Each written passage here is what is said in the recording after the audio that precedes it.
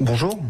Vous êtes chef adjoint du service réanimation à l'hôpital Cochin à Paris et président de la fondation 101. C'est bien sûr une nouvelle encourageante pour les établissements hospitaliers qui sont au bord de la rupture depuis le début de la crise.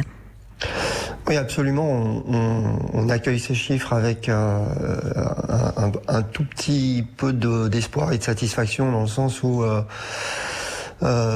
enfin ces chiffres ont cessé d'augmenter.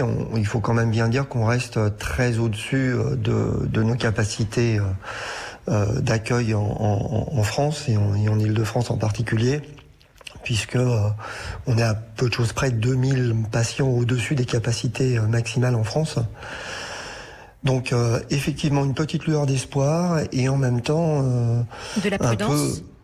Oui, de la prudence, parce que il faut bien voir qu'on a totalement démonté l'hôpital pour augmenter de façon très importante les capacités d'accueil de ces patients qui sont infectés par le coronavirus.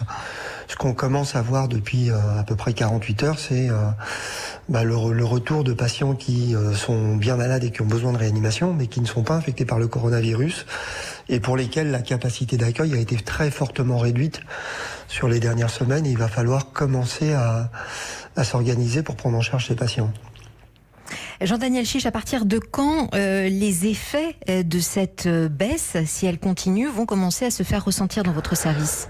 Écoutez, on n'attend pas d'amélioration franche avant plusieurs semaines. Il faut bien voir que ces patients qui sont aujourd'hui dans nos services de réanimation sous assistance respiratoire ont des durées de séjour qui sont très longues. On voit que c'est une maladie qui prend énormément de temps pour que le poumon puisse commencer à cicatriser. Et je pense que le plateau, si le plateau s'installe, va durer 2 à 3 semaines avant qu'on commence peut-être à avoir une réduction. Là, je viens de terminer la visite dans le service. Je peux vous dire que tous les patients sont sous respiration artificielle et peu vont être sevrés de cette assistance dans les heures ou jours qui viennent. Cette baisse du nombre de patients en réanimation, c'est d'après vous le résultat du confinement ? Oui, je pense qu'on peut très clairement faire un lien entre les deux. Ça s'accompagne également d'une légère baisse du nombre de patients nécessitant une hospitalisation. Il faut considérer qu'à peu près 20 à 25% des patients qui vont être hospitalisés vont avoir besoin de soins critiques.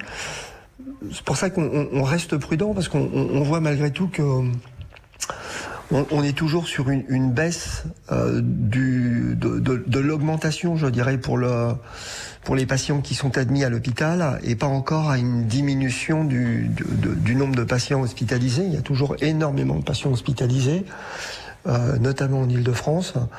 Donc on reste effectivement prudent. On sait que cette maladie s'accompagne d'aggravations entre le 7e et le 10e jour qui conduisent ces patients en réanimation. Donc on va rester très attentif et prudent. Merci Jean-Daniel Chiche, chef adjoint du service de réanimation à l'hôpital Cochin et président de la fondation 101.